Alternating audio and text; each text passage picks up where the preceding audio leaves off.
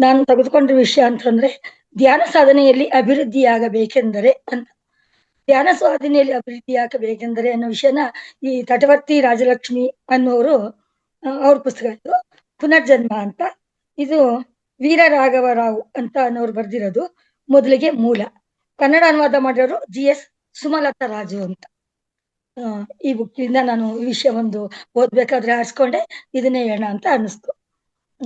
ಮೊದಲಿಗೆ ಪತ್ರಿಜಿಯವರಿಗೆ ಅಂದ್ರೆ ಮಹಾವತಾರ್ ಪಿರಮಿಡ್ನ ಸಂಸ್ಥಾಪಕರಾದ ಪತ್ರಿಜಿಯವರಿಗೆ ಹಾಗೂ ವೇದಿಕೆ ಕಾರಣಕರ್ತರಾದ ರಂಗನಾಥ್ ಗುರುಗಳು ಹಾಗೂ ನಮ್ಮ ಹಿರಿಯ ಇಲ್ಲಿ ಮಾಸ್ಟರ್ಗಳು ನೆರೆದಿರುವಂತ ಎಲ್ಲಾ ಮಾಸ್ಟರ್ಗಳಿಗೂ ನನ್ನ ಆತ್ಮವಂದನೆಗಳನ್ನು ಸಲ್ಲಿಸುತ್ತಾ, ಹಾಗೆ ನನ್ನ ತಂದೆ ತಾಯಿಗಳಿಗೂ ಹಾಗೂ ನನ್ನ ಗುರು ವೃಂದಕ್ಕೂ ನನ್ನ ವಂದನೆಗಳನ್ನ ಸಲ್ಲಿಸುತ್ತಾ ಈ ದಿನ ನಾನು ಈ ವಿಷಯನ ನಿಮ್ಮ ಹತ್ರ ಹಂಚ್ಕೊಳ್ಳೋಕೆ ಇಷ್ಟಪಡ್ತಾ ಇದ್ದೀನಿ. ಧನ್ಯವಾದ ಧನ್ಯವಾದ ಧನ್ಯವಾದ. ಧ್ಯಾನ ಸಾಧನೆಯಲ್ಲಿ ಅಭಿವೃದ್ಧಿಯಾಗಬೇಕೆಂದರೆ ಅಂತ ಒಂದು ವಿಷಯ ಏನಪ್ಪಾ ಅಂದ್ರೆ, ಧ್ಯಾನ ಸಾಧನೆ ಅಂದ್ರೆ ಎಲ್ಲರಿಗೂ ಧ್ಯಾನ ಅಷ್ಟು ಬೇಗ ಆಗಲ್ಲ. ನನಗೆ ಕೂತ್ಕೋತೀನಿ, ಯಾವ್ದೋ ಒಂದ್ ಕಡೆ ಮನಸ್ಸು ಎಳೆಯುತ್ತೆ, ಕಣ್ಣು ಮುಂದೆ ಏನೇನೋ ಒಂಥರ ಪಿಕ್ಚರ್ ಬರ್ತಾ ಇರುತ್ತೆ, ಯಾವ್ಯಾವ್ದೋ ಹಳೆ ನೆನಪುಗಳೆಲ್ಲ ಬರುತ್ತೆ. ಕಣ್ಣು ಮುಚ್ಚಿ ಅಂದ ತಕ್ಷಣ, ಅರಗಣ್ಣು ಮುಚ್ಚಿದ ತಕ್ಷಣ ಆಲೋಚನೆಗಳಿಗೆ ಜಾರ್ತೀವಿ ಅಂತ ಎಲ್ಲ ಹೇಳ್ತಿರ್ತಾರಲ್ವಾ. ಅದಕ್ಕೆ ನಾವ್ ಏನ್ ಮಾಡ್ಬೇಕು, ಅದಕ್ಕೆ ನಾವು ಮುಂದುವರಿಬೇಕಾದ್ರೆ ಏನ್ ಮಾಡ್ಬೇಕು ಅನ್ನೋ ವಿಷಯನ ಇಲ್ಲಿ ಚೆನ್ನಾಗಿ ಕೊಟ್ಟಿದ್ದಾರೆ. ಅದನ್ನ ನನಗೂ ಕೂಡ ಅದೇ ಅನ್ನಿಸ್ತಾ ಇದ್ರಿಂದ ಮಧ್ಯ ಅದೇ ಅನ್ಕೊಂಡೆ ನಾನು ಪಿರಿಮಿಡ್ಗೆ ಹೋದದ್ದು. ಯಾಕೆಂದ್ರೆ ಸ್ವಲ್ಪ ಈ ಮೇಡಮ್ ಹೇಳಿದ್ರು, ನಾವ್ ಯಾವ್ದೇ ಒಂದು ಮಾಡಕ್ ಹೋದಾಗ ಅದಕ್ಕೊಂದು ಟೈಮಿಂಗ್ಸ್ ಅಂತ ಇರೋದು. ಆ ಟೈಮಿಂಗ್ಸ್ ಆದ್ಮೇಲೆ ಮತ್ತೆ ಅದಕ್ಕೆ ಮತ್ತೆ ನಾವು ಚಾರ್ಜ್ ಮಾಡ್ತಾ ಇರ್ಬೇಕು. ಈಗ ಒಂದು ಬ್ಯಾಟ್ರಿ ಒಂದು ಮೊಬೈಲ್ ಕೂಡ ಅಷ್ಟೇ, ಇಷ್ಟು ಅವಧಿ ಅಂತ ಅದಕ್ಕೆ ಶಕ್ತಿ ಇರುತ್ತೆ. ಅದಾದ್ಮೇಲೆ ಮತ್ತೆ ನಾವು ಚಾರ್ಜ್ ಮಾಡಿದ್ರೇನೆ ಅದು ಮತ್ತೆ ನಮಗೆ ಯೂಸ್ ಆಗೋದು. ಅದೇ ರೀತಿ ಧ್ಯಾನ ಕೂತ್ಕೋಬೇಕಾದ್ರೂ ನಾವು ಆಳವಾಗಿ ಹೋಗ್ಬೇಕು ಅಂತಂದ್ರೆ ನಾವು ಮತ್ತೆ ಅದ್ರ ಬಗ್ಗೆ ತಿಳ್ಕೊತಾ ಇರ್ಬೇಕು. ಎಲ್ಲಾ ದೊಡ್ಡ ದೊಡ್ಡ ಮಾಸ್ಟರ್ಗಳಿಂದ ವಿಷಯಗಳನ್ನ ತಿಳ್ಕೊಂಡು ನಾವು ನಮ್ಮ ಮನಸ್ಸಿಗೆ ನಾವು ಚಾರ್ಜ್ ಮಾಡ್ಕೊತಾ ಇರ್ಬೇಕು. ನಮ್ ಬ್ರೈನ್ ಕೂಡ ನೀವ್ ಹೇಳ್ದಂಗೆ ಅವಾಗ ಒಂದ್ ಸ್ವಲ್ಪ ವೀಕ್ ಆಗ್ತಾ ಇರುತ್ತೆ, ಅದಕ್ಕೆ ಮತ್ತೆ ಚಾರ್ಜ್ ಕೊಡ್ತಾ ಇರ್ಬೇಕು. ಅದು ಚಾರ್ಜ್ ಕೊಡೋದು ಅಂತಂದ್ರೆ ಈ ತರ ಅಧ್ಯಾಯಗಳನ್ನ ನಾವು ತಿಳ್ಕೊಂಡು ಹೊಸ ವಿಷಯಗಳ ಬಗ್ಗೆ ನಾವು ಜ್ಞಾನ ಹರಿಸ್ಬೇಕಾಗತ್ತೆ. ಅದನ್ನ ನಾನು ಯಾವ ರೀತಿ ಮಾಡ್ಬೇಕು ಅನ್ನೋದಕ್ಕೆ ಇಲ್ಲಿ ಬುಕ್ಕಲ್ಲಿ ಏನ್ ಕೊಟ್ಟಿದ್ದಾರೆ ಅಂದ್ರೆ, ಮುಖ್ಯವಾಗಿ 5 ವಿಷಯ ಕೊಟ್ಟಿದ್ದಾರೆ. 5-6 ವಿಷಯಗಳಿದೆ. ಅದೇನಪ್ಪಾ ಅಂತಂದ್ರೆ ವಿಚಾರಣೆ, ಮೊದಲು ವಿಚಾರಣೆ, ಮತ್ತೆ ವಿಶ್ವಾಸ, 3ನೇದು ವಿಮರ್ಶೆ, 4ನೇದು ವಿಶ್ಲೇಷಣೆ, 5ನೇದು ವಿವೇಕ, 6ನೇದು ವೈರಾಗ್ಯ, ವಿನಯ. ಹೀಗೆ ಒಂದು 5-6 ವಿಷಯಗಳ ಬಗ್ಗೆ ನಾವು ತಿಳ್ಕೊಂಡು ನಾವು ಮುಂದುವರಿಬೇಕಾಗುತ್ತೆ. ಈಗ ಮೊದಲನೇದು ವಿಚಾರಣೆ.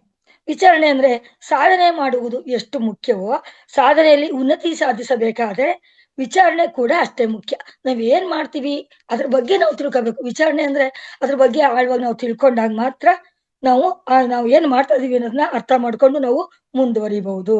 ಅಂದ್ರೆ ವಿಚಾರ ಮಾಡ್ಬೇಕು. ಜ್ಞಾನ ಹೆಚ್ಚಿಸಲು ವಿಚಾರಣೆ ಮಾಡಬೇಕು. ಯಾವ ರೀತಿ ಅಂದ್ರೆ, ಈಗ ಮೊಸರು ಒಳಗಡೆ ಬೆಣ್ಣೆ ಇದೆ ಅಂತ ನಮಗ್ ಗೊತ್ತಿರಲ್ಲ. ಆಗ ನಾವೇನ್ ಮಾಡ್ಬೇಕು, ಅದಕ್ಕೆ ಒಂದು ಸಂಸ್ಕರಣೆ ಮಾಡ್ಬೇಕು. ಹಾಲನ್ನ ಕಾಯಿಸಿ ಹಾಕ್ಬಿಟ್ಟಿರ್ತೀವಿ, ಅದು ಮೊಸರಾಗಿರುತ್ತೆ. ಬಟ್ ಆ ಮೊಸರನ್ನ ಕಡಿಬೇಕಾದ್ರೆ ನಮ್ಗೆ ಅದಕ್ಕೆ ಒಂದು ಸಾಧನೆ ಬೇಕು. ಆ ಸಾಧನ ಯಾವುದು? ಸಾಧನೆ ಅಂತಂದ್ರೆ ಮಂತಾಗಿರುತ್ತೆ, ಒಂದು ಮಡಕೆ ಅಥವಾ ಪಾತ್ರೆ ಆಗಿರುತ್ತೆ. ಅದಕ್ಕೆ ನಾವು ಕಡ್ಗೋಲ್ ತಗೊಂಡು ಚೆನ್ನಾಗಿ ನಾವು ಕಡಿಬೇಕು. ಕಡ್ದಾಗ ಏನಾಗುತ್ತೆ, ಅದ್ರೊಳಗಡೆ ಬೆಣ್ಣೆ ಉತ್ಪತ್ತಿ ಆಗುತ್ತೆ.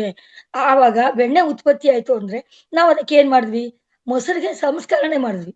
ಕಡಿಯದೆ ಸಂಸ್ಕರಣೆ ಮಾಡೋದು ಅಂತ. ಆವಾಗ ಬೆಣ್ಣೆ ಬರುತ್ತೆ. ಅದೇ ರೀತಿ ನಾವ್ ಏನ್ ಮಾಡಕ್ ಹೊರಟಿದೀವಿ, ನಾವ್ ಏನ್ ಮಾಡ್ಬೇಕು ಅಂತ ತಿಳ್ಕೋಬೇಕು ಅಂತಂದ್ರೆ, ನಾವು ಒಂದು ವಿಚಾರ ತಕೊಂಡು ಆ ತತ್ವ ವಿಚಾರ ಅಂದ್ರೆ ಆತ್ಮ ವಿಚಾರ. ತತ್ವ ವಿಚಾರ ಅಂದ್ರೆ ಆತ್ಮ ವಿಚಾರ ಅಂದ್ರೆ ಜ್ಞಾನ. ಆತ್ಮ ಸಾಕ್ಷಾತ್ಕಾರಕ್ಕೆ ಜ್ಞಾನವೇ ಸರಿಯಾದ ಮಾರ್ಗ. ಈಗ ನಾವೇನ್ ಮಾಡಕ್ ಕೊಟ್ಟಿದೀವಿ, ಧ್ಯಾನ ಮಾಡಕ್ ಕೊಟ್ಟಿದೀವಿ. ಧ್ಯಾನ ಮಾಡಕ್ ಹೊರಟಾಗ ನಾವು ಏನ್ ಮಾಡ್ಬೇಕು, ಧ್ಯಾನ ನಾವ್ ಏನಕ್ ಮಾಡ್ಬೇಕು ಅನ್ನೋ ಒಂದು ಜ್ಞಾನನ ನಾವು ಅರ್ಥಕೋಬೇಕು. ಆ ಜ್ಞಾನದ ಬಗ್ಗೆ ನಮ್ಗೆ ಅರಿವಾದಾಗ ಅದೇ ಧ್ಯಾನಕ್ಕೆ ಪರಿವರ್ತನೆಯಾಗಿ ಬರುತ್ತೆ. ನಾನ್ ಮಾಡೋ ಒಂದು ಕೆಲಸ ನಾನು ಏನ್ ಮಾಡಕ್ ಹೊರಟಿದೀನಿ ಅದನ್ನ ನಾವು ಮೊದ್ಲು ಅರ್ಥಕೋಬೇಕು. ಇದೇ ವಿಚಾರಣೆ. ಅರಿಯೋದು ಅಥವಾ ವಿಚಾರಣೆ ಮಾಡೋದು ಅಂದ್ರೆ ಇದೆ. ಸಹಜವಾಗಿ ಬುದ್ಧಿ ವಿಕಸಿಸಬೇಕಾದರೆ ಧ್ಯಾನ ಅಗತ್ಯ. ಕ್ಷಣವೂ ಮನಸ್ಸು ಸಾಧನೆಯ ಮೇಲೆ ಹೋಗುವುದಕ್ಕಿಂತ ಹೊರಗಿನ ವಿಷಯಗಳ ಮೇಲೆ ಆಸಕ್ತಿ ತೋರುತ್ತದೆ. ನಾವು ಅದೇ ಹೇಳ್ತೀನಲ್ಲ, ಕಣ್ಣು ಮುಚ್ಕೊಂಡು ನಾವು ಕೂತ್ಕೊಂತು ಅಂದ್ರೆ ಬೇರೆ ಪ್ರಪಂಚದ ಕಡೆಗೆ ಮನಸ್ಸು ಹರಿತಾ ಇರ್ತದು. ಆವಾಗ ನಾವೇನ್ ಮಾಡ್ಬೇಕು, ಆ ಮನಸ್ಸಿಗೆ ಒಂದು ಅಣೆಕಟ್ಟೆ ಹಾಕಿ ನಾನು ಏನಕ್ಕೆ ಬಂದಿದ್ದೀನಿ, ನಾವೇನ್ ಮಾಡ್ಬೇಕು ಅನ್ನೋ ವಿಚಾರಣೆನ ನಾವು ಮನಸ್ಸಿಗೆ ಅದನ್ನ ಕೊಡ್ಬೇಕು. ಹಂಗೆ ಕೊಟ್ಟು ನಾವು ಸ್ಥಿರವಾಗಿ ಕೂತ್ಕೊಂಡಾಗ ನಮ್ಗೆ ಅದು ಧ್ಯಾನ ಅನ್ನೋದು ಆಗತ್ತೆ.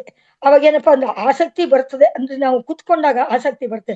ಮಾಡ್ಲೇಬೇಕು ಅನ್ನೋ ಒಂದು ವಿಚಾರ ಮಾಡ್ಕೊಂಡು ಕುತ್ಕೊಂಡಾಗ ಜ್ಞಾನ ಮತ್ತು ಧ್ಯಾನ 2 ಕೂಡ ನಾವು ಒಂದಕ್ಕೊಂದು ವಿಚಾರ ಮಾಡ್ಕೊಂಡು ಕೂತ್ಕೋಬೇಕು.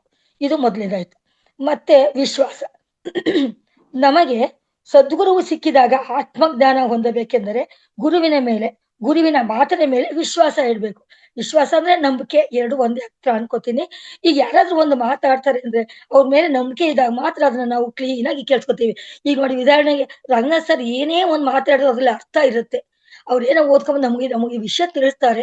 ಅದ್ ನಾವು ಕೇಳಿಸ್ಕೋಬೇಕು ಅನ್ನೋ ಒಂದು ವಿಶ್ವಾಸ ನಮ್ಮ ಹತ್ರ ಬರ್ಬೇಕು. ಅವ್ರು ನಮ್ಮ ಒಳ್ಳೇದಕ್ಕೆ ಅವ್ರು ಹೇಳ್ತಾ ಇರೋದು, ನಮ್ಮ ಅರಿವಿಗೆ ಅವ್ರು ಹೇಳ್ತಾ ಇದ್ದಾರೆ ಅಂತ ತಿಳ್ಕೊಂಡು ನಾವು ಅದನ್ನ 4 ಕಿವಿ ಮಾಡ್ಕೊಂಡು ಕೇಳ್ತಾ ಇರ್ತೀವಿ. ಆ ಕಡೆ ಈ ಕಡೆ ಗಮನ ಕೊಟ್ರೆ ಎಲ್ಲಿ ಪಾಯಿಂಟ್ ಮಿಸ್ ಆಗುತ್ತೋ ಅಂತ ನಾವು ಕೇಳ್ತಾ ಇರ್ತೀವಿ. ಆ ರೀತಿ ವಿಶ್ವಾಸನ ನಾವು ಗುರುಗಳ ಮೇಲೆ ಇಟ್ಕೋಬೇಕಾಗುತ್ತೆ. ಆಗ ವಿಶ್ವಾಸದ ಜೊತೆಗೆ ನಮಗೆ ಗುರುಗಳು ಹೇಳ್ಕೊಟ್ಟಂತ ಒಂದು ಮಾರ್ಗ ನಮ್ಗೆ ಆ ಮಾರ್ಗದಲ್ಲಿ ಪಯಣಿಸೋದಕ್ಕೆ ನಮಗೆ ಸಾಧ್ಯವಾಗುತ್ತೆ. ಅದೇ ರೀತಿ ಮಾತಂಗ ಮಹರ್ಷಿಗಳ ಶಿಷ್ಯೆ ಶಬರಿ. ಆಕೆಗೆ ಜ್ಞಾನದ ಮೇಲೆ ಇದ್ದ ಶ್ರದ್ಧೆ. ಅಂದ್ರೆ ಶಬರಿ ಮಾತಂಗ ಮಹರ್ಷಿಗಳ ಶಿಷ್ಯ ಆಗಿರ್ತಾಳೆ. ಅವರು ಮಹರ್ಷಿಗಳು ಒಂದ್ಸರಿ ಹೇಳ್ತಾರೆ, ನಾನು ರಾಮನ್ ನೋಡ್ಬೇಕು ಅಂತ ಅವಳು ಕೇಳಿದ್ದಕ್ಕೆ, ನೀನ್ ಕಾಯ್ತಾ ಇರು, ಒಂದಿನ ಅಲ್ಲ ಒಂದಿನ ನಿನಗೆ ರಾಮ ಸಿಕ್ಕೇ ಸಿಗ್ತಾನೆ, ನಿನ್ನ ಆಸೆ ಈಡೇರುತ್ತೆ.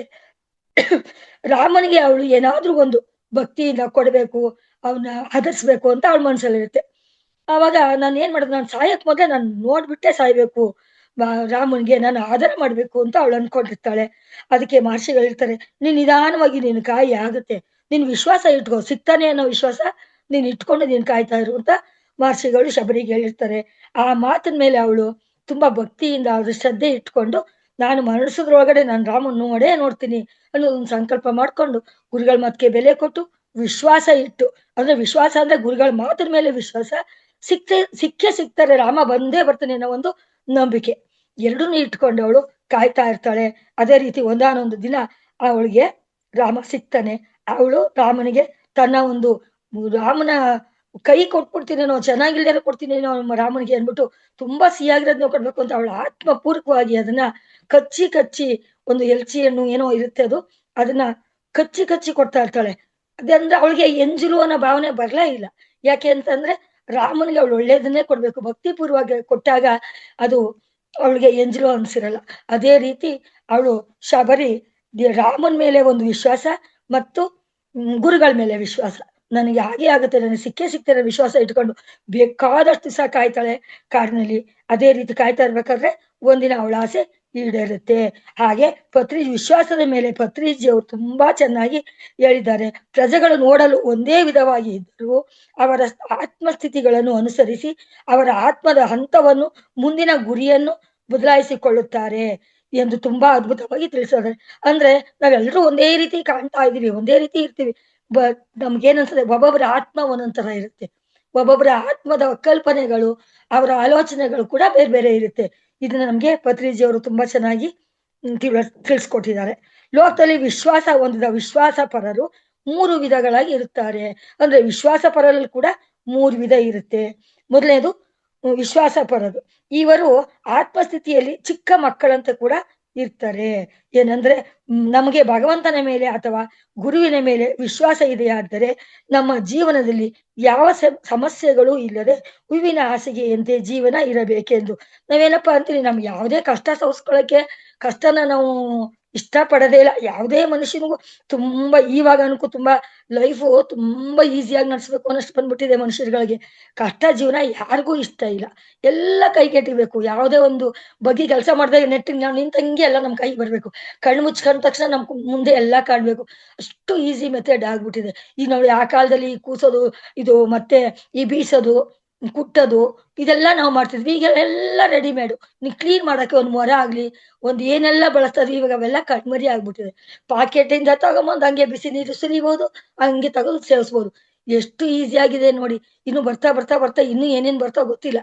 ಜೊತೆಗೆ ಈಗಾಗ್ಲೇ ಬಂದಾಗ ಆಹಾರನೇ ತಿಂದೆ ಮಾತ್ರೆಗಳು ತಗೊಂಡು ಜೀವನ ಮಾಡ್ಬೋದು ಅನ್ನೋಷ್ಟು ಮಟ್ಟಿಗೆ ನಮ್ಗೆ ಸಲೀಸ್ ಮಾಡ್ಕೊಟ್ಬಿಟ್ಟಿದೆ ಈ ಪ್ರಪಂಚದಲ್ಲಿ. ಏನೇನೋ ವಿಜ್ಞಾನ ಮುಂದುವರೆದು ಅದ್ರದ್ದು ಅನಾಹುತಗಳು ಎಷ್ಟಾಗತ್ತೆ ಅಂತ ಮುಂದಕ್ಕಿರ್ಬೋದು ಒಂದೊಂದು. ಬಟ್ ಅದು ಉಪಯೋಗ ಕೂಡ ತಿಳ್ಕೊಳ್ಳೋರ್ಗೆ ಈಗ ವಿಮಾನಯಾನದಲ್ಲಾಗ್ಲಿ, ತುಂಬಾ ದಿನ ಪ್ರಯಾಣ ಮಾಡಕ್ಕಾಗ್ಲಿ ಬೇಕಾದಾಗ ಅದ್ರ ಉಪಯೋಗ ಅಂತವ್ರು ಬೇಕಾಗಿರ್ಬೋದು. ಬಟ್ ನಮ್ಮಂತವ್ರಿಗೆ ಸ್ವಲ್ಪ ಸ್ವಲ್ಪ ಕಷ್ಟ ಜೀವನನ ನಾವು ಮಾಡೋದಾಗ್ಲಿ, ನ್ಯಾಚುರಲ್ ಆಗಿ ಸಿಗುವಂತ ವಸ್ತುಗಳನ್ನ ನಾವು ಬಳಸೋದನ್ನ ನಾವು ಉಪಯೋಗ ಮಾಡ್ಕೋಬೇಕಾಗುತ್ತೆ. ಇದು ಕೂಡ ವಿಶ್ವಾಸ ಪರ.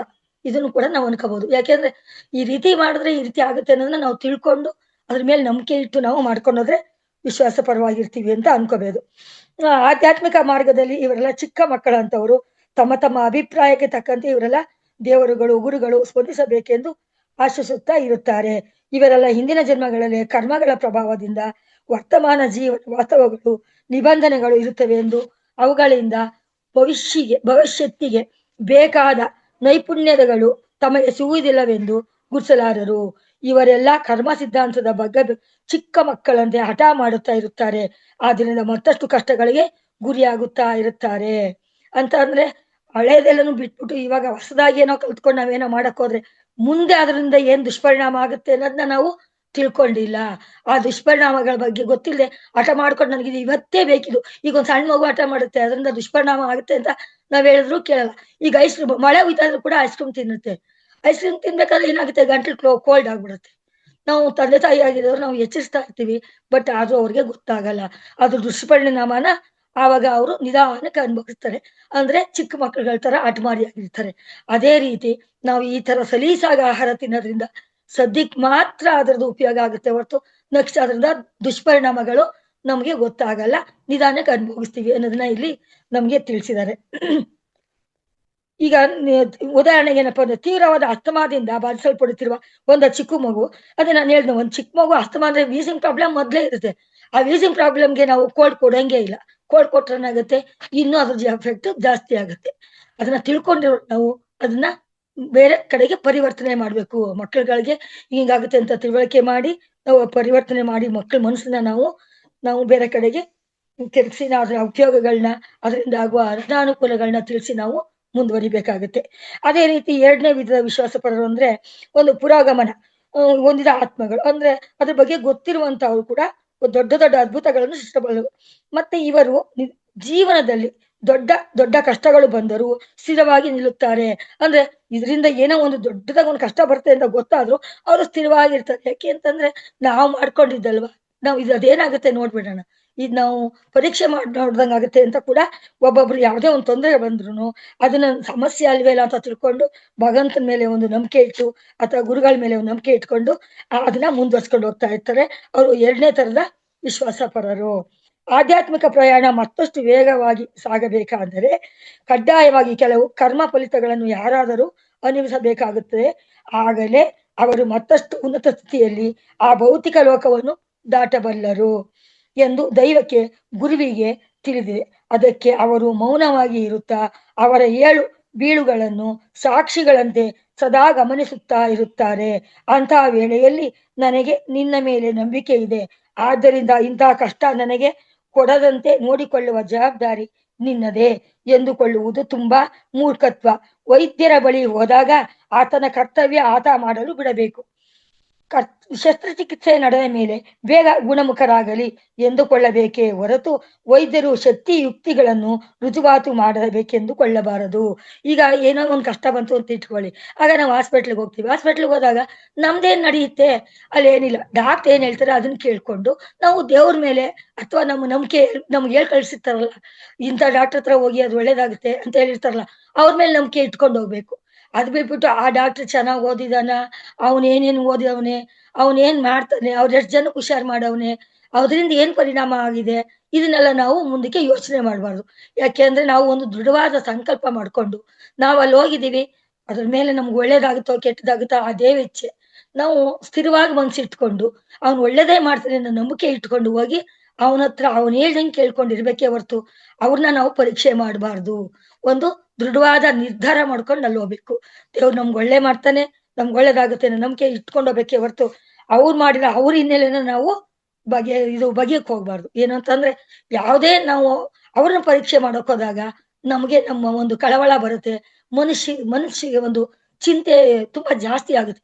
ಏನಾಗುತ್ತೋ ಅನ್ನೋ ಒಂದು ಕುತೂಹಲ ಆಗುತ್ತೆ. ಆ ರೀತಿ ನಾವು ಇಟ್ಕೋಬಾರ್ದು. ಇದು ಕೂಡ ಒಂಥರ ವಿಶ್ವಾಸ. ಏನೋ ಒಬ್ಬ ಡಾಕ್ಟರ್ ಮೇಲೆ ವಿಶ್ವಾಸ ಇಟ್ಕೊಂಡು ನಂಬಿಕೆ ಇಟ್ಕೊಂಡು ಹೋಗಿ ಅವ್ರ ಹತ್ರ ನಮ್ಮ ಶರೀರನ ನಮ್ಗಾಗದಂತ ಒಂದು ತೊಂದ್ರೆನ ಅವ್ರಿಗೆ ಒಡ್ಬೇಕು, ತೋರಿಸ್ಬೇಕು. ಇದು ಒಂದು ನಂಬಿಕೆ. ಇದು ಎರಡನೇದು. ಮತ್ತೆ ಮೂರನೇ ವಿಧದ ವಿಶ್ವಾಸ ಪರರು. ಹಂಗಂತಂದ್ರೆ ಮೂರನೇ ರೀತಿ ನಂಬಿಕೆಯವರು ಯಾವ ರೀತಿ ಇರ್ತಾರೆ ಅಂದ್ರೆ, ಇದು ಎಲ್ಲಕ್ಕಿಂತ ಅತ್ಯುತ್ತಮ ವಿಶ್ವಾಸ. ಇದು ಸಂಪೂರ್ಣ ಶರಣಾಗತಿ. ಇದು ಎರಡೂ ಕಡೆ ಹರಿತವಾಗಿರುವ ಕತ್ತಿ ಅಂತ ಹೌದು. ಇವರು ದೇವರ ಮೇಲೆ, ಗುರುವಿನ ಮೇಲೆ ಎಂತಹ ಷರತ್ತುಗಳನ್ನು ವಿಧಿಸುವುದಿಲ್ಲ. ಇವರು ಆಧ್ಯಾತ್ಮಿಕ ಪರಿಣಿತಿ ಹೊಂದಿದ ಆತ್ಮಗಳು. ಇವರು ದೇವರ ಮೇಲೆ, ಗುರುವಿನ ಮೇಲೆ ಸಂಪೂರ್ಣ ಅಂಕಿತ ಭಾವದಿಂದ ಇರುತ್ತಾರೆ. ವಿಪತ್ತುಕಾರಕ ಪರಿಸ್ಥಿತಿಗಳಲ್ಲಿ ಕೂಡ ಯಾವ ವಿಧವಾದ ಸಂರಕ್ಷಣೆ ಸೌಕರ್ಯಗಳು ಆಶಿಸದೆ ಅವುಗಳ ಬಗ್ಗೆ ಅತ್ಯಂತ ಅರಿವಿನಿಂದ ಇರುತ್ತಾರೆ. ರೋಗವಾದರೂ, ಭೋಗವಾದರೂ, ವಿಧಾಯಕವಾದರೂ, ಸಂಯೋಗವಾದರೂ ಕರ್ಮ ಸಿದ್ಧಾಂತದ ಪ್ರಕಾರವೇ ನನ್ನ ಜೀವನ ನಡೆಯುತ್ತಿದೆ ಎಂದು ತಿಳಿದುಕೊಳ್ಳುತ್ತಾರೆ. ನಡೆಯುವ ಪ್ರತಿ ಘಟನೆ ಸರಿಯಾದದ್ದೇ ಎನ್ನುವ ಅತ್ಯುತ್ತಮ ಜ್ಞಾನದೊಂದಿಗೆ ಅವುಗಳನ್ನು ಸ್ವೀಕರಿಸುತ್ತಾ, ಗೌರವಿಸುತ್ತಾ ಅವರು ತಮ್ಮ ಜೀವನವನ್ನು ಆತ್ಮ ಪುರೋಗತಿಗೆ ಉಪಯೋಗಿಸುತ್ತಾರೆ. ಅಂದ್ರೆ ಇವ್ರು ಮೂರನೇ ತರದವ್ರು. ಏನು ಅಂದ್ರೆ, ಇದಕ್ಕೆಲ್ಲ ಕಾರಣ ನಾನೇ, ಇದು ಒಳ್ಳೇದ, ಯಾವುದೇ ಒಂದು ಕಾಯಿಲೆ ಬಂದಿರ್ಲಿ, ಯಾವುದೇ ಒಂದು ಕಷ್ಟ ಬಂದಿರ್ಲಿ, ಯಾವುದೇ ಒಂದು ವಿಧವಾದ ನಮ್ಮ ಒಂದು ಜೀವನದಲ್ಲಿ ನಡೆಯುವಂತ ಘಟನೆಗಳಿಗೆ ನಾವೇ ಕಾರಣರು. ಇದು ಕರ್ಮ ಸಿದ್ಧಾಂತ. ನನ್ನ ಕರ್ಮದಿಂದ ನನಗೆ ಇದು ಬಂದಿದೆ, ಇದನ್ನ ನಾನೇ ಅನುಭವಿಸ್ಕೊಂಡು ಇದನ್ನ ತೀರ್ಸ್ಕೋಬೇಕು ಅನ್ನೋದನ್ನ ಅವರು ನಿರ್ಧಾರ ಮಾಡ್ಕೊಂಡಿರ್ತಾರೆ. ಅವರು ಮೂರನೇ ತರದವ್ರು. ಯಾಕೆಂದ್ರೆ ಅವ್ರಿಗೆ ಧ್ಯಾನದಲ್ಲಿ ಇದ್ರಲ್ಲೆಲ್ಲ ಗೊತ್ತಾಗಿರುತ್ತೆ. ಮತ್ತೆ ಸುಮಾರು ಜನಗಳ ಜೊತೆ ಅವರು ತಿಳ್ಕೊಂಡು ಇದನ್ನ ಅರ್ಥಕೊಂಡಿರ್ತಾರೆ.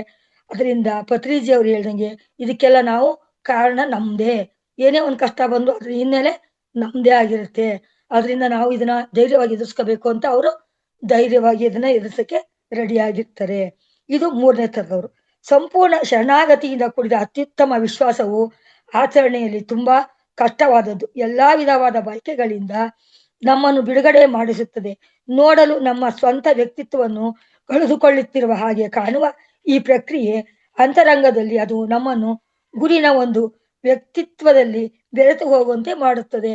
ಅಂದ್ರೆ ಯಾವಾಗ ನಾವು ತುಂಬಾ ನಂಬಿಕೆ ಇಟ್ಕೋತೀವಿ, ಆವಾಗ ಅದು ಗುರುವಿನ ಕಡೆಗಾಗ್ಲಿ, ಒಂದು ದೈವದ ಕಡೆಗಾಗ್ಲಿ ನಮ್ಮನ್ನ ಕರ್ಕೊಂಡೋಗಿ ಬಲವಾಗಿ ನಿಂತ್ಕೊಳ್ಳೋದಕ್ಕೆ ನಮಗೆ ಒಂದು ಸ್ಥಿರವಾದ ಒಂದು ಮನಸ್ಸನ್ನ ಕೊಡುತ್ತೆ. ಇದು ಮೂರನೇ ರೀತಿಯ ಒಂದು ವಿಶ್ವಾಸ. ಮತ್ತೆ ಇದನ್ನ ಏನ್ ಮಾಡ್ಬೇಕು ಅಂತಂದ್ರೆ, ವಿಮರ್ಶೆ. ಇನ್ನೊಂದು ಹೇಳಿದೆ, ನಾನು ಮೂರನೇ ವಿಷಯ ವಿಶ್ವಾಸ ಆಯ್ತು. ಮೂರನೇ ವಿಷಯ ವಿಮರ್ಶೆ. ವಿಮರ್ಶೆ ಅಂದ್ರೆ ಸಾಧನೆಯಲ್ಲಿ ಬಂದ ಮೇಲೆ ನಾವು ಯಾವಾಗಲೂ ನಮ್ಮ ಆಲೋಚನೆಗಳನ್ನು ವಿಮರ್ಶೆಯೊಂದಿಗೆ ಗ್ರಹಿಸಬೇಕು, ಸರಿಪಡಿಸಿಕೊಳ್ಳಲು ಪ್ರಯತ್ನಿಸಬೇಕು. ನಮ್ಮ ಕೆಟ್ಟ ಅಭ್ಯಾಸಗಳನ್ನು ವಿಮರ್ಶಿಸಿಕೊಳ್ಳಬೇಕು. ಹಾಗೆ ಮಾಡುವುದರಿಂದ ಈ ಅಭ್ಯಾಸಗಳನ್ನು ನಿಧಾನವಾಗಿ ಬದಲಾಯಿಸಿಕೊಳ್ಳುತ್ತೇವೆ.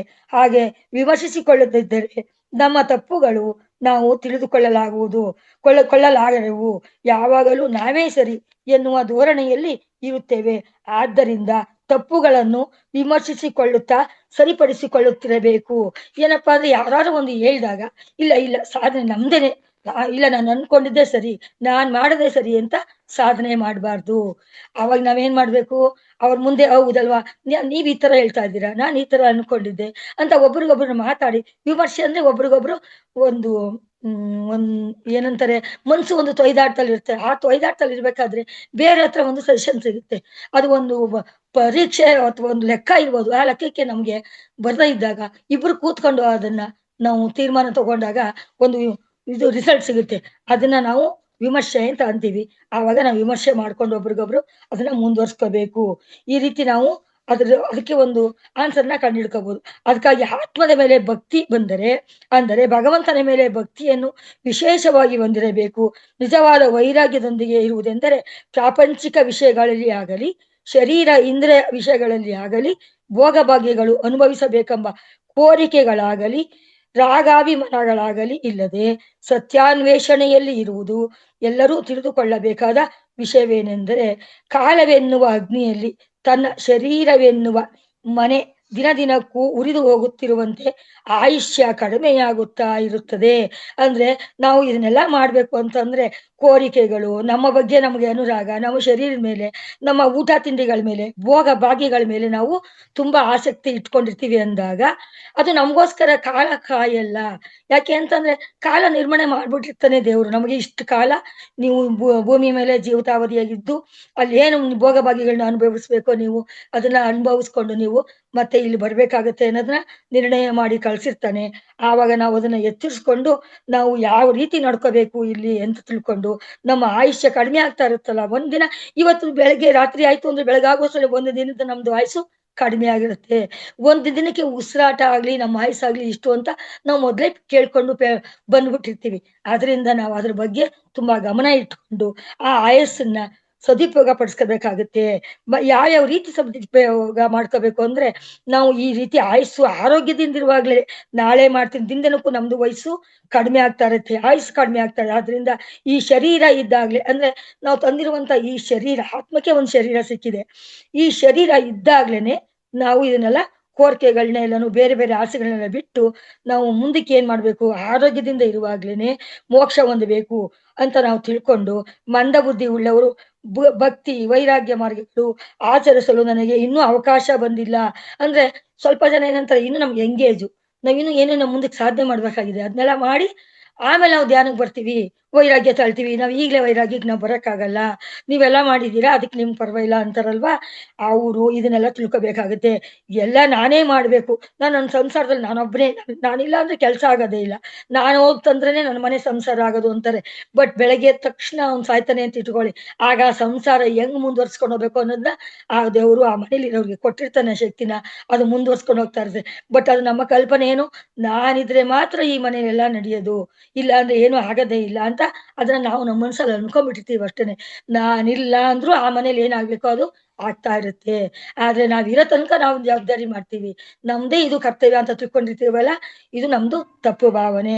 ಆದ್ರೆ ದೊಡ್ಡವರಾಗ್ಲಿ ಚಿಕ್ಕವರಾಗ್ಲಿ ಮಕ್ಕಳಾಗ್ಲಿ ಎಲ್ರೂ ಕೂಡ ನಾವು ತಂದಿರುವಂತ ಆಯುಸ್ಸಷ್ಟರಲ್ಲಿ ಚಿಕ್ಕವರಿಂದನೂ ನಾವು ಧ್ಯಾನ ಮಾಡ್ಕೊಂಡು ನಾವ್ ಯಾವ ರೀತಿ ಇರ್ಬೇಕು ಇದನ್ನ ನಾವು ಮಾಡ್ಬೇಕು. ಉದಾಹರಣೆಗೆ ಏನಪ್ಪಾ ಅಂತಂದ್ರೆ, ಈಗ ಒಂದು ಮನೆ ಹತ್ಕೊಂಡು ಉರಿತಾ ಅಂತ ಇಟ್ಕೊಳ್ಳಿ. ಆಗ ಮನೆ ಹತ್ಕೊಂಡು ಉರಿತಾ ಇರ್ಬೇಕಾದ್ರೆ ನಾವ್ ಆಗ ಬಾವಿ ತೋಡ್ಕೊಂಡು ಆಗ ನೀರ್ ತತ್ತೀನಿ, ಆಗ ಆ ನೀರಿಂದ ಆರಿಸ್ತೀನಿ ಅನ್ನಕ್ಕಾಗತ್ತಾ? ಮನೆ ಹತ್ಕೊಂಡು ಉರಿತಾ ಇರುತ್ತೆ, ನಾವು ಬಾವಿ ತೋಡಿ ಅದ್ ಎಷ್ಟು ಆಳ ತೋಡ್ಬೇಕು ನೀರ್ ಬರ್ಬೇಕು ಅಂದ್ರೆ, ಆ ನೀರ್ನ ಉಪಯೋಗಿಸ್ಕೊತೀನಿ ಅಂತ ಅನ್ಕೊಂಡ್ರೆ ಅದು ನಮ್ದು ಒಂದು ಪೆದ್ದತನ ಅಂತ ಅನ್ಸುತ್ತೆ. ಯಾಕೆ ಅಂದ್ರೆ ಅದು ತೋಡಿ ಅದ್ರಲ್ಲಿ ನೀರ್ ಬಂದು ಅದನ್ನ ಎತ್ಕೊಂಡ್ ಮೇಲ್ ಬಂದು ನಾವು ಆ ನೀರಲ್ಲಿ ಬೆಂಕಿಗೆ ಹಾಕುವಷ್ಟರಲ್ಲಿ ಮನೆ ಹತ್ತಿ ಉರ್ದೋಗಿರುತ್ತೆ. ಅದರಿಂದ ಇನ್ ಯಾಕೆ ಉದಾಹರಣೆ ಅಂತ ಹೇಳ್ದೆ ಅಂದ್ರೆ, ಪಕ್ಕದಲ್ಲಿ ಇರುವಂತದ್ನ ಯಾವ್ದೋ ಅವ್ರ ಅಕ್ಕಪಕ್ಕದ ಮನೆಯಲ್ಲೋ ಒಂದ್ ಕೆರೆ ಬಾವಿನಲ್ಲೋ ಹೋದ್ರೆ ಈಸಿಯಾಗಿ ನೀರ್ ಸಿಕ್ಬಿಡುತ್ತೆ. ಅದರಿಂದ ಆ ತರ ತಿಳ್ಕೊಂಡು ಆ ಮನೆನ ತಗೊಂಡ್ ಆರಿಸ್ಕೋಬೇಕು ಬೆಂಕಿ. ಆ ಬೆಂಕಿಯನ್ನು ನಾವು ನಂದಿಸ್ಕೊಂಡಾಗ ಅಂದ್ರೆ ನಾವು ಇದು ಸಂಸ್ಕಾರ ಮಾಡ್ಕೋಬೇಕು ಅಂದ್ರೆ ನಮ್ಮ ಆತ್ಮಕ್ಕೆ ನಾವು ಚಿಕ್ಕ ವಯಸ್ಸಿನಿಂದಲೇ ಶುರು ಮಾಡ್ಕೊಂಡು ಮಾಡ್ಬೇಕು. ಅಕ್ಕಪಕ್ಕದಲ್ಲಿ ಯಾರೋ ಮಾಡ್ತಾ ಇದಾರ, ಒಂದ್ ಒಳ್ಳೆ ಬುದ್ಧಿ ಹೇಳ್ತಾರ, ಧ್ಯಾನ ಮಾಡಿ ಅಂತ ಹೇಳ್ತಾರ, ಹೌದಾ ಅದ್ರಲ್ಲಿ ಏನಿದೆ ಅಂತ ನಾವು ವಿಮರ್ಶನೆ ಮಾಡಿ ಧ್ಯಾನಕ್ಕೆ ಹೋಗ್ಬೇಕಾಗುತ್ತೆ. ಇಲ್ಲ, ನಾನೆಲ್ಲಾ ಮುಗಿಸಿ ನಾನು ವಯಸ್ಸು ಮುಗಿದ್ಮೇಲೆ ಬರ್ತೀನಿ, ನನಗೇ ಧ್ಯಾನೋದಯ ಆದಾಗ ಬರ್ತೀನಿ, ನಾನು ಈ ತರ ಗುರುಗಳ ಹತ್ರನೇ ಹೋಗ್ತೀನಿ, ಆ ಗುರುಗಳೇ ಸಿಗ್ಬೇಕು, ಈ ಸಂಸ್ಥೆನೇ ಸಿಗ್ಬೇಕು ಅಂತ ಕಾಯ್ಬಾರ್ದು. ಧ್ಯಾನಕ್ಕೆ ಇಂಥದೇ ಟೈಮ್ ಆಗ್ಲಿ, ಇಂಥ ಗುರುಗಳೇ ಆಗ್ಲಿ ಅಂತ ಅನ್ಬಾರ್ದು. ಒಂದು ಚಿಕ್ಕ ಮಗು ಕೂಡ ಧ್ಯಾನ ಮಾಡೋದಕ್ಕೆ 5 ವರ್ಷದ ಮೇಲ್ಪಟ್ಟು ಅಂದ್ರೆ ಅದಕ್ಕೆ ಯಾವಾಗ ಜ್ಞಾನ ಬಂದಿರುತ್ತೆ, ನಾವ್ ಹೇಳ್ಕೊಟ್ಟಿದ್ನ ತಿಳ್ಕೊಳ್ಳೋಂತ ಅರಿವು ಬಂದಿರುತ್ತೆ, ಆಗ್ಲೇ ಕೂಡ ಶುರು ಮಾಡಬಹುದು. ಪತ್ರಿಜಿ ಅವ್ರು ಹೇಳಿದ್ದಾರೆ, ಅವ್ರ ವಯಸ್ಸಿಗೆ ತಕ್ಕಂತೆ ಅವ್ರವ್ರ 5 ನಿಮಿಷ ಕೂತ್ಕೊಳ್ಳಿ. ಈಗ ನಾವು ಮಕ್ಕಳ ಶಿಬಿರದಲ್ಲಿ ನಾವು ಮಾಡ್ಸಿದ್ವಿ ಧ್ಯಾನ. ಮಕ್ಕಳಿಗೆ ಧ್ಯಾನ ಅನ್ನೋದು ಗೊತ್ತಿರಲ್ಲ. ಒಂದ್ಸರಿ ಹೇಳ್ದಾಗ ಅಂದ್ರೆ ಮಕ್ಕಳುಗಳಿಗೆ ಮಕ್ಕಳು ಹೇಳಿದ ಮಾತು ಕೇಳಿಸ್ಕೊಳ್ಳುವಂತ ಒಂದು ಬ್ರೈನ್ ಅವ್ರಿಗೆ ಬೇಗ ಆಕ್ಟಿವೇಟ್ ಆಗಿರುತ್ತೆ. ನಾವೇನಾದ್ರು ಹೇಳಿದ್ರೆ ಅದನ್ನ ಗ್ರಹಿಸ್ಕೊಳ್ಳೋ ಶಕ್ತಿ ಇರುತ್ತೆ. ಗ್ರಹಿಕೆ ಶಕ್ತಿ ಜಾಸ್ತಿ ಇರೋದು ಮಕ್ಕಳಿಗೇನೆ. 16 ವರ್ಷದ ತನಕ ಅದಕ್ಕೆ ಹೇಳೋದು, ಯಾವುದೇ ಮಾತಾಗ್ಲಿ ಒಂದು ಒಳ್ಳೆತನ ಆಗ್ಲಿ ನಾವು ಕಲ್ತಿರ್ತೀವಲ್ಲ ನೋಡಿ, ಚಿಕ್ಕಂದಿನ ವಿದ್ಯೆ ಕೊನೆಗೂ ಇರುತ್ತೆ. ಅಂದ್ರೆ ನಾವು ಚಿಕ್ಕದ್ರಲ್ಲಿ 5 ವರ್ಷ 10 ವರ್ಷದಲ್ಲಿ ಕಲ್ತಿದಂತ ಮಂತ್ರಗಳಾಗ್ಲಿ ಒಂದು ಪಾಠ ಪದ್ಯಗಳಾಗ್ಲಿ ಬೇಗ ಬರುತ್ತೆ. ಅದು ಮನ್ಸಿಗೆ ಅದು ಆಳ ಹೋಗಿ ನಾಟ್ಕೊಂಡಿರುತ್ತೆ. ಅದು ಚೆನ್ನಾಗಿ ನಮ್ಗೆ ಬಾಯಾಟ ಆಗ್ಬಿಟ್ಟಿರುತ್ತೆ. ಅದೇ ಈಗ ಓದಿದ್ದು ಪುಸ್ತಕಗಳು ಅಯ್ಯೋ ಮತ್ತೆ ಓದ್ಬೇಕು, ಅಯ್ಯೋ ನಾಳೆ ಮರ್ತೋಗುತ್ತೆ. ಯಾಕೆಂದ್ರೆ ಅದು ಫುಲ್ ಆಗ್ಬಿಡುತ್ತೆ ಬ್ರೈನ್ ಅಲ್ಲಿ. ಅದರಿಂದ ಆ ವಯಸ್ಸಲ್ಲಿ ನಾವು ಏನ್ ಹೇಳ್ಕೊಟ್ರು ಗ್ರಹಿಸ್ಕೊಳ್ಳುವಂತ ಶಕ್ತಿ ಇರುತ್ತೆ. ಮಕ್ಕಳಿಂದ ಕೂಡ ನಾವು ಧ್ಯಾನನ ನಾವು ಮಾಡ್ಸಕ್ಕೆ ಇಷ್ಟ ಪಡ್ಬೇಕು. ನಾವು ವಯಸ್ಸಾಗ್ಲಿ ಆಮೇಲೆ ಮಾಡ್ತೀವಿ, ಇವಾಗ ನನಗೆ ಶಕ್ತಿ ಇಲ್ಲ, ನನಗೆ ಟೈಮ್ ಇಲ್ಲ, ಇದೆಲ್ಲ ಅನ್ಬಾರ್ದು. ನನ್ನ ಆರೋಗ್ಯ ಸರಿ ಇಲ್ಲ, ಆರೋಗ್ಯ ಸರಿ ಮಾಡ್ಕೊಳ್ಬೇಕಾದ್ರೂ ಕೂಡ ಧ್ಯಾನದಿಂದನೇ ಅಂತ ಕೂಡ ಪತ್ರಿಜಿ ಅವ್ರು ಹೇಳಿದ್ದಾರೆ.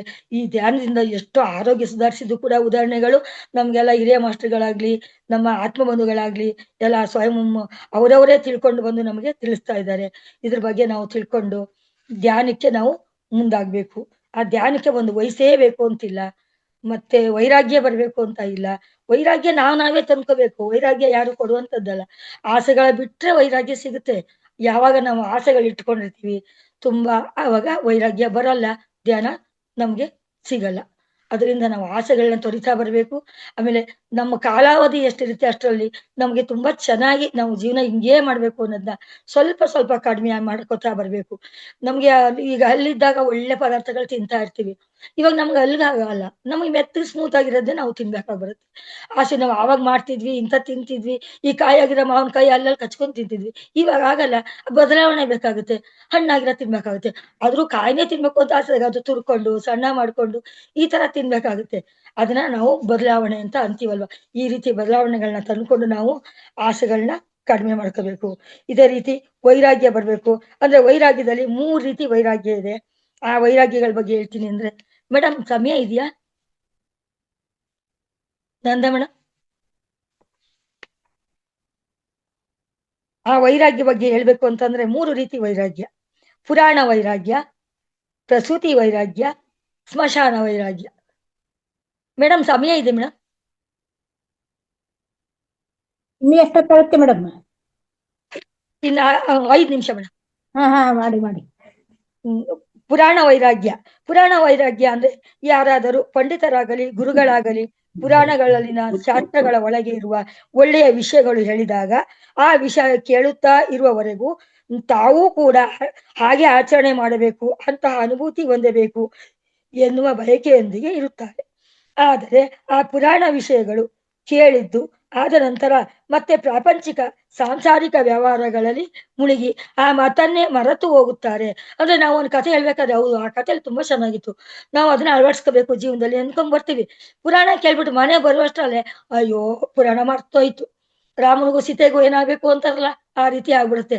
ಬೆಳಗಾನ ರಾಮಾಯಣ ಕೇಳ್ಬಿಟ್ಟು ಬಂದ್ಬಿಟ್ಟು ತಿರ್ಗಾ ಬೆಳಗ್ಗೆ ಮರ್ತೋಯ್ತು, ಹೌದಲ್ವಾ ಅವ್ರು ಏನಾಗ್ಬೇಕು ಆ ತರ ಕೇಳುವಂತ ಸನ್ನಿವೇಶ ಬಂದ್ಬಿಡುತ್ತೆ. ಇದನ್ನೇ ಪುರಾಣ ವೈರಾಗ್ಯ ಅಂತ ಹೇಳೋದು. ಅದರಿಂದ ನಾವೇನ್ ಮಾಡ್ಬೇಕು, ತಕ್ಷಣದಲ್ಲಿ ಅದನ್ನ ಮನವನ್ನ ಮಾಡ್ಕೊಂಡು ಅದನ್ನ ಬಂದು ಆಚರಣೆಗೆ ತರಬೇಕು. ನಾವು ಯಾವುದೇ ಒಂದು ವಿಷಯ ಒಳ್ಳೆ ಸಿಕ್ಕಿದಾಗ ಅದನ್ನ ಈಗ ಮೇಡಮ್ ಹೇಳಿದ್ರು ಕಾಯಿ ಹಾಲನ್ನ ನಾವ್ ಏನು ಬಳಸ್ಬೇಕು ಅಂತ ಹೇಳಿದ್ರಲ್ವಾ. ಅಯ್ಯೋ ಅವ್ರು ಮಾಡ್ಕೊಂಡ್ರೆ ಅವ್ರು ಹೇಳಿದ್ರು ಅಷ್ಟೇ ಬಿಡೋದಲ್ಲ. ನಮ್ಮ ಮನೇಲಿ ತಿರ್ಗಾ ನಾಳೆನೆ ಒಂದ್ ಇಷ್ಟಿದ್ರೆ ಇಷ್ಟೇ ಮಾಡ್ಕೊಂಡು ಅದ್ರ ಪ್ರಯತ್ನ ಪೂರ್ವಕವಾಗಿ ಮಾಡಿದಾಗ ಅದು ನಮಗೆ ಆಚರಣೆ ಬಂದಂಗ ಆಗುತ್ತೆ. ಇದನ್ನ ನಾವು ಪುರಾಣ ವೈರಾಗ್ಯ ಅಂತೀವಿ. ಪ್ರಸೂತಿ ವೈರಾಗ್ಯ. ಪ್ರಸೂತಿ ವೈರಾಗ್ಯ ಅಂದ್ರೆ ಪ್ರಸವ ಸಮಯದಲ್ಲಿ ಈಗ ನಾವು ಒಂದು ಹೆಂಗ್ಸಾಗಿದ್ದಾಗ ನಮ್ಗೆಲ್ಲ ಅನುಭವ ಆಗಿದೆ. ಪುರುಷ ಸಾಂಗತ್ಯದಿಂದ ನನಗೆ ಈ ಕಷ್ಟಕರವಾದ ದು ದುಸ್ಥಿತಿ ಬಂತು. ಈಗ ನಾವು ಪುರುಷ ಸಾಂಗತ್ಯದಿಂದ ಒಂದು ಗರ್ಭಧಾರಣೆ ಮಾಡ್ಕೊಂಡಿರ್ತೀವಿ. ಆ ಗರ್ಭಧಾರಣೆ ಮಾಡ್ಕೊಂಡಾಗ ಒಂದು ಹೆಣ್ಗೆ ಏನ್ ಅನ್ಸುತ್ತೆ, ಖುಷಿ ಇರುತ್ತೆ. ಕೊನೆಗೆ ಆ ಹೆರಿಗೆ ನೋವು, ಆ ಹೆರಿಗೆ ಟೈಮಲ್ಲಿ ಯಪ್ಪ ಯಾರಿಗಾದ್ರೂ ಬೇಕಿತ್ತು, ಯಾಕಾದ್ರೂ ಬೇಕಿತ್ತು ಈ ಕಷ್ಟ. ಕ್ಷಣಿಕ ಆಸೆಗೋಸ್ಕರ ಹೋಗಿ ನಾನು ಈ ತರ ಕಷ್ಟ ಅನುಭವಿಸ್ಬೇಕು ಬಂತಲ್ಲ ಅಂತ ಅನ್ಕೋತೀವಿ. ಬಟ್ ಮತ್ತೆ ಅದು ಮಗು ಜನನ ಆಗಿ ಮೊದ್ಲು ಒಂದ್ 2 ತಿಂಗಳು 3 ತಿಂಗಳು ಆದ ತಕ್ಷಣ ಆ ವೈರಾಗ್ಯ ಹೊರಟೋಗುತ್ತೆ. ಯಾಕೆ ಅಂತಂದ್ರೆ ಮಗು ದೊಡ್ಡದಾಗ್ಬಿಡ್ತಲ್ಲ, ಆ ಕಷ್ಟ ಕೂಡ ಮರ್ಸೋದಿಕ್ಕೆ ನಮ್ಗೆ ಆ ಮಗು ಆಟಪಾಠಗಳು ನೋಡ್ತಾ ಮಾಡ್ತಾ ಮತ್ತೆ ಅದು ನಮಗೆ ಮರ್ತೋಗುತ್ತೆ. ಆವಾಗ ಮತ್ತೆ ಇನ್ನೊಂದ್ ಮಗು ಕೂಡ ನಾವು ಪ್ರಯತ್ನ ಪಡ್ತೀವಿ. ಆವಾಗ ಏನಾಗುತ್ತೆ, ನಮ್ಗೆ ಪ್ರಸೂತಿ ವೈರಾಗ್ಯ ಮರ್ತೋಯ್ತು. ಆ ಸಮಯದಲ್ಲಿ ಮಾತ್ರ ನಮ್ಗೆ ಆ ಕ್ಷಣ ಅದು ನಮ್ಗೆ ತುಂಬಾ ತೊಂದರೆ ಕೊಡ್ತಲ್ವಾ. ಆವಾಗ ನಮ್ಗೆ ಅದು ವೈರಾಗ್ಯ ಅಯ್ಯೋ ಸಾಕಪ್ಪ ಅಂತ ಅನ್ಸಿರುತ್ತೆ. ಬಟ್ ಅದನ್ನ ಮರ್ಸ್ಕೊಳ್ಳುವಂತ ಶಕ್ತಿ ಇನ್ನೊಂದ್ರಿಂದ ಸಿಕ್ಕಿರುತ್ತೆ. ಇದಕ್ಕೆ ನಮ್ಗೇನಾಗುತ್ತೆ, ಪ್ರಸೂತಿ ವೈರಾಗ್ಯ. ಇದು ಕ್ಷಣ ಅಷ್ಟೇನೆ, ಯಾವಾಗ್ಲೂ ಇರುವಂತದ್ದಲ್ಲ. ಅದರಿಂದ ನಾವು ಇದೊಂದು ವೈರಾಗ್ಯನ ನಾವು ತಿಳ್ಕೋಬೇಕು. ಸ್ಮಶಾನ ವೈರಾಗ್ಯ. ಸ್ಮಶಾನ ವೈರಾಗ್ಯ ಯಾರಾದರೂ ಸತ್ತ ಹೋದಾಗ ಆತನ ಬಂಧು ಮಿತ್ರರು ಎಲ್ಲರೂ ಸೇರಿ ಸತ್ತು ಹೋದವರ ಕುರಿತು ಚಿಂತಿಸುತ್ತಾರೆ. ನಂತರ ಸ್ಮಶಾನದಲ್ಲಿ ಶವವನ್ನು ಸುಡುತ್ತಿರುವಷ್ಟು ಸಮಯ ಅಲ್ಲೇ ಇದ್ದು ಯಾವುದೋ ಒಂದು ದಿನ ನಾವು ಕೂಡ ಹೋಗಬೇಕಾಗುತ್ತದೆ ಅಲ್ಲವೇ. ಯಾವುದೂ ಶಾಶ್ವತವಲ್ಲ, ನಮ್ಮ ಜೊತೆ ಯಾವುದೂ ಬರುವುದಿಲ್ಲ ಎನ್ನುತ್ತಾ ಎಷ್ಟೋ ವೈರಾಗ್ಯದೊಂದಿಗೆ ಸ್ಮಶಾನದಲ್ಲಿ ಕೆಲಸ ಪೂರ್ಣಗೊಳ್ಳುವವರೆಗೂ ಅವರೆಲ್ಲರೂ ಮಾತನಾಡುತ್ತಾರೆ. ಆ ಕಾರ್ಯ ಪೂರ್ಣವಾಗಿ ಮನೆಗೆ ಹೋದಾಕ್ಷಣ ವೈರಾಗ್ಯ ಹೋಗಿ ಮತ್ತೆ ಪ್ರಾಪಂಚಿಕ ಬಯಕೆಗಳಲ್ಲಿ ವ್ಯವಹಾರಗಳಲ್ಲಿ ಮುಳುಗಿ ಹೋಗುತ್ತಾರೆ. ಇದನ್ನೇ ಸ್ಮಶಾನ ವೈರಾಗ್ಯ ಎನ್ನುತ್ತಾರೆ. ಅಂದ್ರೆ ಸ್ಮಶಾನದಲ್ಲಿ ಇರೋವರೆಗೂ ಮಾತ್ರ ಹೌದು ನಾವು ಒಂದಿನ ಇದೇ ತರ ಆಗ್ತೀವಿ ಅಂತ ಅನ್ಕೊಂಡು ತಿಳ್ಕೊತೀವಿ. ಆ ಕ್ಷಣ ಅವ್ರು ಹೋದಾಗ ನಾವು ನಮ್ಮನ್ ಬಿಟ್ಟೋದ್ರಲ್ಲ ಅಂತ ದುಃಖಿಸ್ತೀವಿ. ಮತ್ತೆ ಮನೆ ಬಂದ ತಕ್ಷಣ ಎಲ್ಲ ಮರ್ತೋಗುತ್ತೆ. ಸ್ನಾನ ಮಾಡ್ಕೋತೀವಿ, ತಿರ್ಗಾ ನಾವು ತಿನ್ಬೇಕು, ನಮ್ಮ ಶರೀರ ಸೌಕರ್ಯಗಳನ್ನ ನಾವು ನೋಡ್ತಾ ಇರ್ತೀವಿ. ಬಟ್ಟೆ ಹಾಕೋಬೇಕು, ತಿನ್ಬೇಕು, ಮತ್ತೆ ತಿನ್ಬೇಕಾದ್ರೆ ತರ್ಬೇಕು. ಇದೆಲ್ಲ ನಾವು ಮತ್ತೆ ಮಕ್ಕಳ ಮೇಲೆ ಒಂದು ವ್ಯಾಮೋಹ ಇದನ್ನ ನಾವು ಇಟ್ಕೊಂಡಿರ್ತೀವಿ. ಇದನ್ನ ಸ್ಮಶಾನ ವೈರಾಗ್ಯ ಅನ್ನೋದು. ಯಾಕೆಂದ್ರೆ ಆ ಕ್ಷಣಕ್ ಮಾತ್ರ ನಮ್ಗೆ ದುಃಖ ಬಂದಿರುತ್ತೆ. ಅದನ್ನ ಮರ್ತು ಬಿಡ್ತೀವಿ. ನಾವು ಒಂದು ಹಿಂಗ್ ಹೋಗ್ತೀವಿ ಅಂತ ಅನ್ಕೋತೀವಿ. ಹಾಗಂತ ಅಂದ್ಬಿಟ್ಟು ನಾವು ಬಿಟ್ಬಿಡ್ತೇವೆ ಎಲ್ಲಾನು. ಮನೆಗೆ ಬರೋಷ್ಟ್ರಲ್ಲಿ ಮತ್ತೆ ಮರ್ತು ಬಿಟ್ಟು ನಾವು ಮತ್ತೆ ಯಥಾಸ್ಥಿತಿ ಹಳೆದಕ್ಕೆ ಹೋಗ್ತೀವಿ. ಹೋದವ್ರು ಹೋದ್ರು, ಇರೋರು ಬದುಕ್ಬೇಕು ಅನ್ನೋ ಮಾತು ಬಂದ್ಬಿಡುತ್ತೆ ಅವಾಗ. ಅದರಿಂದ ನಾವು ಇದಕ್ಕೆ ಸ್ಮಶಾನ ವೈರಾಗ್ಯ ಅಂತ ಇರುತ್ತೆ. ಇದನ್ನ ಕೂಡ ನಾವು ಅನುಭವಿಸಿರ್ತೀವಿ. ಇದ್ರ ಬಗ್ಗೆ ನಾವು ಅರ್ಥ ಮಾಡ್ಕೊಂಡು ನಾವು ಮತ್ತೆ ಜೀವನ ನಡೆಸ್ಬೇಕಾಗುತ್ತೆ. ಮತ್ತೆ ವಿನಯ. ವಿನಯ ಅಂತಂದ್ರೆ ಆತ್ಮಜ್ಞಾನದಿಂದ ವ್ಯಕ್ತಿ ಅನಂತ ಶಕ್ತಿವಂತನಾಗುತ್ತಾನೆ. ಆಧ್ಯಾತ್ಮಿಕ ಮಾರ್ಗದಲ್ಲಿ ಅಹಂಕಾರವು ದೊಡ್ಡ ಆತಂಕವಾಗಿ ಅಡ್ಡಿಯಾಗಿ ನಿಲ್ಲುತ್ತದೆ. ಅಹಂಕಾರಿಗಳಾದವರು ಆತ್ಮಜ್ಞಾನವನ್ನು ಜೀರ್ಣಿಸಿಕೊಳ್ಳಲಾರರು. ಅಂದ್ರೆ ಜ್ಞಾನ ಇಲ್ಲದವರಿಗೆ ತುಂಬಾ ಅಹಂಕಾರ ಬರೋದು. ಅಹಂಕಾರ ಜ್ಞಾನಿಗಳಿಗೆ ಅಹಂಕಾರ ಇರದೇ ಇಲ್ಲ. ಅವ್ರು ಆಗ್ಲೇ ಎಲ್ಲನೂ ಮೀರಿ ಬಂದಿರ್ತಾರೆ. ಆತ್ಮಜ್ಞಾನ ಹೊಂದಬೇಕಾದರೆ ಆತ್ಮಜ್ಞಾನ ಬ್ರಹ್ಮಜ್ಞಾನ ಹೊಂದಿದ ಗುರುವಿನ ಬಳಿ ವಿನಯವಾಗಿದ್ದು ವಿದ್ಯೆಯನ್ನು ಅಭ್ಯಸಿಸಬೇಕು. ಅಂದ್ರೆ ಆತ್ಮಜ್ಞಾನ ಬರ್ಬೇಕು ಅಂದ್ರೆ ನಾವು ಆತರ ದೊಡ್ಡ ದೊಡ್ಡ ಜ್ಞಾನಗಳ ಜೊತೆಲಿ ಗುರುಗಳ ಜೊತೆಲಿ ಸೇರ್ಕೊಂಡು ನಾವು ಅದನ್ನ ಅಭ್ಯಾಸ ಮಾಡಿದಾಗ ಮಾತ್ರ ಅಹಂಕಾರ ಇರಬಾರ್ದು. ನಾವು ಅವ್ರ ಮಾತು ಯಾಕೆ ಕೇಳ್ಬೇಕು, ಅವ್ರ ಹತ್ರ ನಾವೇನ್ ಹೋಗೋದು ಅನ್ನೋ ರೀತಿ ಬಿಟ್ಟು ನಾವು ಜ್ಞಾನವನ್ನ ಸಂಪಾದನೆ ಮಾಡ್ಕೋಬೇಕಾಗುತ್ತೆ. ಇದಕ್ಕೆ ಅಹಂಕಾರ ಅಡ್ಡ ಬರ್ತಾ ಇರುತ್ತೆ. ಆ ಅಹಂಕಾರನ ಬಿಟ್ಟು ನಿರ್ಮಲ ಜಲದಲ್ಲೇ ನೆಲವನ್ನು ನೋಡಲು ಸಾಧ್ಯ. ಅಹಂಕಾರವಿರುವ ಚಿತ್ತದಲ್ಲಿ ಶಾಂತಿ ಇರುವುದಿಲ್ಲ. ಅದು ಅಡಗಿದಾಗಲೇ ಆತ್ಮಾನಂದ ಉಂಟಾಗುತ್ತದೆ. ಅಂತ ಅಂದ್ರೆ ಈಗ ತಿಳಿಯಾಗಿರೋ ನೀರಲ್ಲಿ ಏನೋ ಒಂದು ಸಣ್ಣದೊಂದು ಪಾಯಸ ಬಿದ್ದಿರ್ಲಿ, ಅದು ನಮ್ಗೆ ಕಾಣಿಸ್ತಾ ಇರುತ್ತೆ. ಅದು ತಿಳಿ ಇಲ್ಲ ಅಂದಾಗ ಅದಕ್ಕೊಂದು ಕಲ್ಲು ಹಾಕ್ಬಿಟ್ಟಾಗ್ಲಿ ಕೈಯಲ್ಲಿ ಹಿಂಗೆ ನೀರ್ನ ಅಲ್ಲಾಡ್ಸ್ಬಿಟ್ರೆ ಆವಾಗ ಅದು ಅಲೆಗಳು ಎದ್ದು ಎದ್ದು ನಮಗೆ ಅಲ್ಲಿರುವಂತ ಒಂದು ಪೈಸಾ ಕಾಣಿಸಲ್ಲ. ಈಗ ಒಂದು ನೀರು ಒಂದು ಪಾತ್ರೆಯಲ್ಲಿ ಇರುತ್ತೆ, ಆ ನೀರೊಳಗಡೆ ಒಂದು ಪೈಸಾ ಹಾಕ್ಬಿಡ್ತೀವಿ. ಆ ಪೈಸಾ ನಮಗೆ ತಿಳಿಯಾದ ತಕ್ಷಣ ಕಾಣಿಸ್ತಾ ಇರುತ್ತೆ. ಮತ್ತೆ ಅದನ್ನ ನಾವು ಕಲಕಿದಾಗ ಅದು ನಮಗ್ ಕಾಣಿಸಲ್ಲ. ಈಗ ಹೊಳೆ ಇಂಥ ಕಡೆ ಎಲ್ಲ ಎಷ್ಟೋ ಜನ ಪೈಸೆಗಳು ಹಾಕೋಗಿರ್ತಾರೆ, ಅದು ಕಾಣಿಸ್ತಾ ಇರ್ತದೆ ನಮಗೆ. ಯಾಕೆಂದ್ರೆ ತಿಳಿಯಾಗಿರುತ್ತೆ. ಮತ್ತೆ ನಾವು ಕಾಲು ಕೈ ಎಲ್ಲ ಹಾಕಿ ಕಲಿಸಿದಾಗ ಅದು ಮತ್ತೆ ನಮಗ್ ಕಾಣಿಸಲ್ಲ. ಈ ರೀತಿ ನಾವು ಅಹಂಕಾರ ಅನ್ನೋದನ್ನ ಬಿಟ್ಟಾಗ ನಾವು ಯಾವ್ದಾದ್ರೂ ಒಂದು ಜ್ಞಾನವನ್ನು ತಿಳ್ಕೊಂಡಾಗ ಅಹಂಕಾರ ಹೋಗುತ್ತೆ. ಅಹಂಕಾರ ಹೋಗ್ಬೇಕು ಅಂದ್ರೆ ಜ್ಞಾನಿಗಳಾಗಬೇಕು, ಧ್ಯಾನ ಮಾಡಬೇಕು, ಅಹಂಕಾರ ಕಳ್ಕೋಬೇಕು. ಆದ್ರಿಂದ ನಮ್ಗೆ ಮುಂದೆ ತುಂಬಾ ಮೋಕ್ಷಕ್ಕೆ ದಾರಿಯಾಗುತ್ತೆ ಅನ್ನೋದನ್ನ ಹೇಳ್ತಾ ಈ ದಿನ ನನಗೆ ಅವಕಾಶ ಕೊಟ್ಟಿದ್ದಕ್ಕೆ ಯಾವ ರೀತಿ ಧ್ಯಾನದಲ್ಲಿ ಮುಂದುವರಿಬೇಕು, ನಾವು ಯಾವ ರೀತಿ ಎಲ್ಲಾ ವಿಷಯಗಳಲ್ಲೂ ಅಹಂಕಾರಗಳನ್ನ ಬಿಡಬೇಕು ಅನ್ನೋದಕ್ಕೆ ನಾನು ಓದಿದ್ದನ್ನ ಬೇರೆಯವ್ರಿಗೆ ತಿಳಿಸೋಣ ಅಂತ. ಇದರಲ್ಲಿ ನನ್ನ ಸ್ವಾರ್ಥ ಕೂಡ ಇದೆ. ಯಾಕೆಂದ್ರೆ ನಾನು ಓದಕ್ ಹೋದಾಗ ಬೇರೆಯವ್ರಿಗೆ ತಿಳಿಸ್ಬೇಕಾಗತ್ತೆ. ನಾನೇ ಓದಿಲ್ಲ ಅಂದ್ರೆ ಹೇಗೆ ಅಂತ ಪುಸ್ತಕಗಳು ತಂದ್ಬಿಟ್ಟಿದ್ದೀನಿ, ಅದನ್ನ ಓದ್ಬೇಕಲ್ಲ. ಈ ರೀತಿಲಾದ್ರೂ ಓದಿ ನಾನು ತಿಳ್ಕೊಂಡಾಗತ್ತೆ ಅಂತ ನಾನ್ ತಿಳ್ಕೊಂಡ ಜ್ಞಾನ ಬೇರೆಯವ್ರಿಗೆ ಹಂಚೋದಿಕ್ಕೆ ಅವಕಾಶ ಮಾಡಿಕೊಟ್ಟೋದಿಕ್ಕೆ ವೇದಿಕೆಗೆ ಮತ್ತೆ ನಂದಾ ಮೇಡಮ್ ತುಂಬಾ ಧನ್ಯವಾದ. ಟೈಮ್ ಆಯ್ತು ಅನ್ಸುತ್ತೆ, ಜಾಸ್ತಿ ತಗೊಂಡಿದ್ದೀನಿ. ಧನ್ಯವಾದ ಮೇಡಮ್, ಧನ್ಯವಾದ.